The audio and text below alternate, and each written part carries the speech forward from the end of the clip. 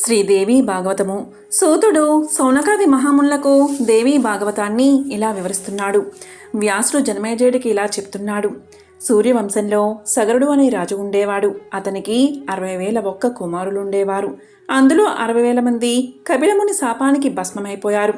వారికి పుణ్యలోకాలు కల్పించడానికై గంగను తేవడం కోసం వెళ్ళిపోయాడు సగరుడు. అతని వల్ల కాలేదు. తర్వాత సోదరుల కోసం అసమంజసుడు ప్రయత్నించాడు. అతనికి కుదరలేదు. అతని కొడుకు అంశమంతుడు తపస్సు చేశాడు. ప్రయోజనం లేకపోయింది. అతని పుత్రుడు భగీరథుడు కూడా తాతలకు ఉత్తమ గతుల కోసం తపస్సు ఆరంభించాడు. శ్రీకృష్ణుడు ప్రత్యక్షం అయ్యాడు. గంగ కావాలి అన్నాడు భగీరథుడు. గంగని ధ్యానించు అని అదృశ్యమయ్యాడు కృష్ణుడు. తరువాత గంగను భూమికి వెళ్ళవలసిందిగా ఆజ్ఞాపించాడు. సరస్వతీ శాపం, ప్రభు ఆజ్ఞ, భగీరథ ధ్యానం ఆమెను భూలోకాన పడేశాయి. ఆమె పడినా అదుపులో ఉంచేందుకు శివుడు తన తల మధ్యలో దూర్చాడు. మహాత్మా గంగా విష్ణు పాదాలయందు పుట్టిందంటారు కదా, మరి శివలోటంలో చేరి శివపత్నిగా ఎలా అయింది? బ్రహ్మ కమండమును ఎలా చేరింది అన్నాడు నారదుడు. నారాయణుడు ఎత్తుకున్నాడు. విష్ణు పాదాల నుంచే గంగ పుట్టింది. మరో ముఖ్య విషయం ఏంటి అంటే, గంగానది రాధాకృష్ణుల స్వరూపం. వారిరువురి అంశే గంగా. గోలోకంలో రాధా మహోత్సవం జరిగినప్పుడు ఈశ్వరుడు సంగీతం ఆలపించాడు. అప్పుడు రాధాకృష్ణులిద్దరూ జలరూపాన్ని ధరించారు. బ్రహ్మాదులు ప్రార్థించగా శివుడు తత్వశాస్త్రం రాస్తే తమని దర్శించవచ్చని చెప్పాడు. రాధాకృష్ణులు శివుడు గ్రంథరచనకు ప్రతిన పూనగాని జలరూపులైన రాధాకృష్ణులు యథామూర్తిమంతులయ్యారు. అంచేత రాధాకృష్ణుల అంశే తొలిగంగా. శపథం ప్రకారం శివుడు సూక్తి దీపమనే సాత్విక తంత్ర శాస్త్రాన్ని నిర్మించాడు. ఆనాడు గోలోకంలో తొలిసారిగా ఆవిర్భవించిన ఆ గంగ ఒకనాడు శ్రీకృష్ణుడి మీద మనసు పడి చూపులతోనే ఆయన సౌందర్యామృతాన్ని అనుభవించడం ఆరంభించింది. అప్పుడే అక్కడకు వచ్చిన రాధ అది కనిపెట్టి గంగపై ఆగ్రహించింది. గంగను తాగేయబోయింది రాధ. భయంతో గంగ శ్రీకృష్ణుడి పాదాలకు శరణుజొచ్చి అక్కడ దాకుంది.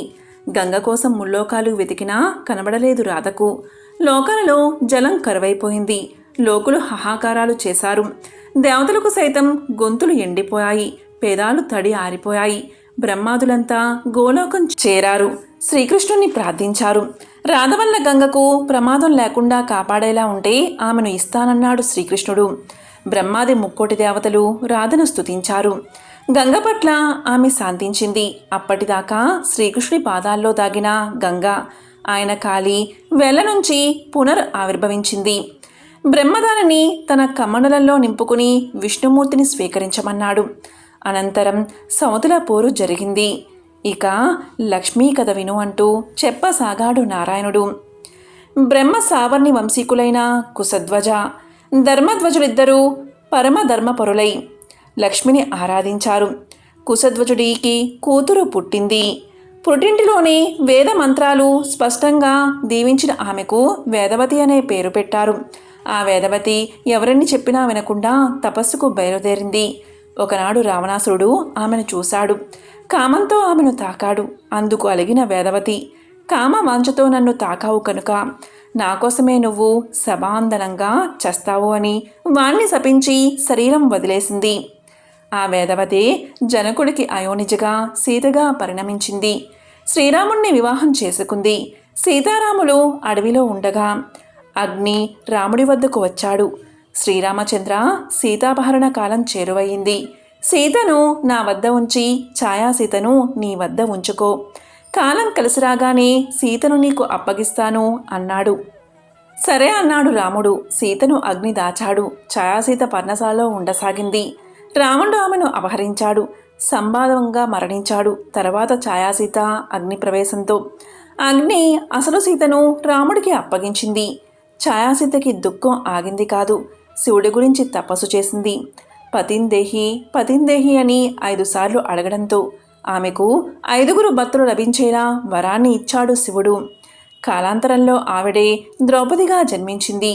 ఈ వేదవతి కథ చదివినా విన్నా పాపాలన్నీ తొలగిపోతాయి. కుశధ్వజుడి సోదరుడైన ధర్మధ్వజుడికి లక్ష్మీ అంశతో ఒక కూతురు పుట్టింది. ఆమె తులసి. ఎవరాపినా ఆగకుండా వెళ్ళి తపస్సుకు కూర్చుంది. బ్రహ్మ ప్రత్యక్షం అయ్యాడు. ఏం కావాలో కోరుకోమన్నాడు. బ్రహ్మ గత జన్మలో నేను గోలోకంలో గోపికలలో తులసి అనే గోపికను కృష్ణుడి ప్రియురాలని రాధ నన్ను శపించింది. తన విష్ణు అంశ నా భర్త అయ్యేలా అనుగ్రహించి శ్రీకృష్ణుడు నాకు వీడ్కోలు చెప్పాడు. ఆ కారణంగా ఇలా పుట్టాను. శ్రీమన్నారాయణుణ్ణి భర్తగా వరించాను.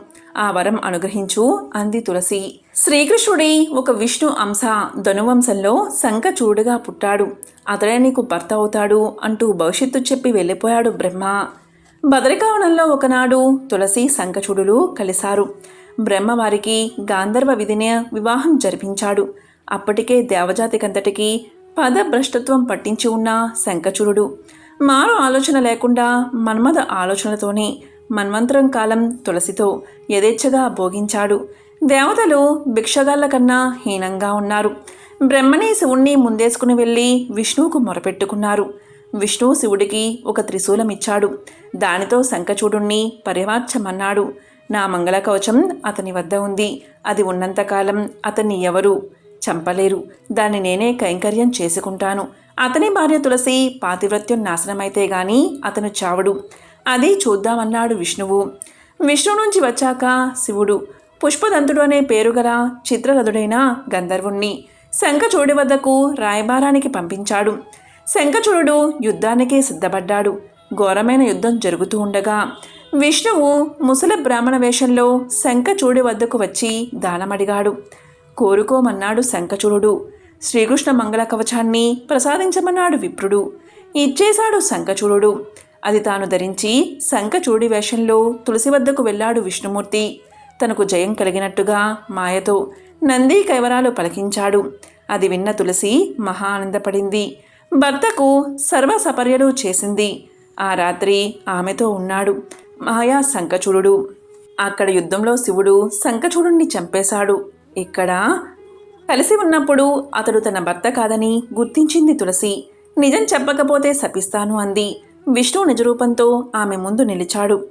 అతన్ని చూస్తూనే పాతివ్రత్యాన్ని కోల్పోయిన ఆవేశంలో ఉన్న ఆమె అతన్ని పాషాణం కమ్మని శపించింది. విష్ణువు నవ్వాడు. తులసి, ఒకనాడు నువ్వు నా కోసం తపస్సు చేశావు. దాని ఫలితంగానే ఈ ఘటన జరిగింది. నువ్వు ఈ శరీరం వదిలి దివ్యదేహంతో నాతో వచ్చేయి. నీ శరీరం గండకీ నది అవుతుంది. నీ కేశపాసం పుణ్యవృక్షమై దేవ పూజార్హతమవుతుంది. నీ పేర తులసి వృక్షంగా ప్రసిద్ధమవుతుంది. తులసి, నన్ను పాషాణం కమ్మని శపించావు. నీ శాపం పాటిస్తాను. నువ్వు గండకీ నదిగా మారినప్పుడు నేనందులో శరణవుతాను. సాల గ్రామాన్ని అవుతాను అని పలికాడు. తక్షణమే తులసి నదిగాను వృక్షంగానూ మారిపోయింది. నదీ తీరాన విష్ణువు పాషాణ రూపమే ధరించాడు. క్రిమి కీటకాలు దులచి చిన్న చిన్న రాళ్ళయి సాల గ్రామాలయ్యి నదిలోకి జారాడు విష్ణువు. నీటిలో పడకుండా తీరాన్నే ఉండిపోయిన సాలగ్రామాల ఆకు పూజార్హత లేకుండా పోయింది. నారాయణుడు చెప్పిందంతా విని తృప్తిగా నిట్టూర్చాడు నారదుడు. మహాబాగా, దయచేసి సావిత్రి కథ కూడా సెలవియ్యండి అని కోరాడు. అతని కోరిక మన్నించి సావిత్రి గురించి చెప్పడం ఆరంభించాడు నారాయణుడు. ఈ విధంగా సూతుడు సౌనకాది మహామునులకు శ్రీదేవి భాగవతాన్ని వివరిస్తున్నాడు. ఓం శ్రీ మాత్రే నమః.